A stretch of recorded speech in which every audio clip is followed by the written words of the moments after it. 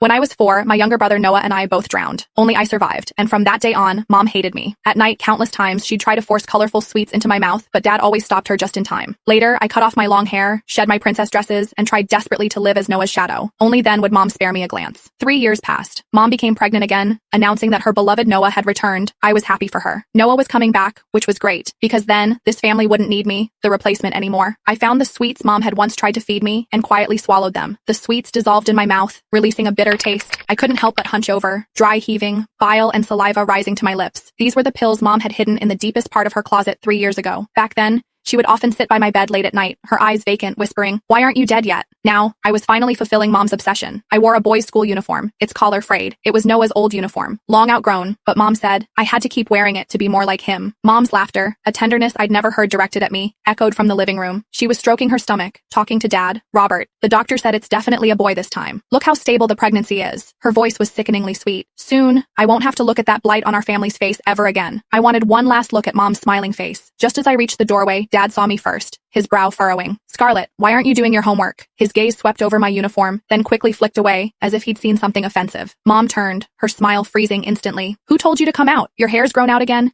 Didn't I tell you to cut it short, just like Noah's buzz cut?" She hurried over, her finger jabbing hard at my head. "Always causing trouble. When Noah is born, if you dare to bother him, I'll break your legs." I flinched back, the red mark on my forehead stinging. The sweets in my stomach seemed to be dissolving, a throbbing pain rising in my abdomen, forcing me to bend over. Dad started to come to my aid, but Mom blocked him. "Don't touch her. She's probably just faking it for sympathy." I bit my lip, saying nothing, slowly retreating to my room. With every step, my stomach felt like it was being twisted by knives. My limbs began to go numb, and even my hands clutching the doorframe trembled uncontrollably. I lay on the bed, my body starting to twitch. The door pushed open. It was Dad, holding a glass of warm water. He placed the glass on my nightstand, hesitating for a long moment before saying, "Scarlett, your mom is pregnant. Her emotions are a bit volatile, so don't take it to heart." I shook my head, but only a weak whimper escaped. Dad's figure began to blur in my vision. Dad sighed, then simply pulled the blanket over me. "Get some good sleep. You'll be fine tomorrow." He closed the door as he left, and silence enveloped the room. I reached under my pillow for the small toy car, Noah's favorite. Most of its paint had chipped off, but I polished it clean every day. Mom said it was Noah's, and I had to keep it safe. Last time, when a classmate tried to take it, I fought desperately, taking a beating to get it back. Gradually, my vision blurred completely. I hugged the toy car tightly and closed my eyes. "Mom, Noah is coming back. You won't have to suffer looking at me, your replacement, anymore. This way, it's truly good." Slowly, I felt the pain fade away. Like a dandelion seed carried by the wind, I floated gently into the air,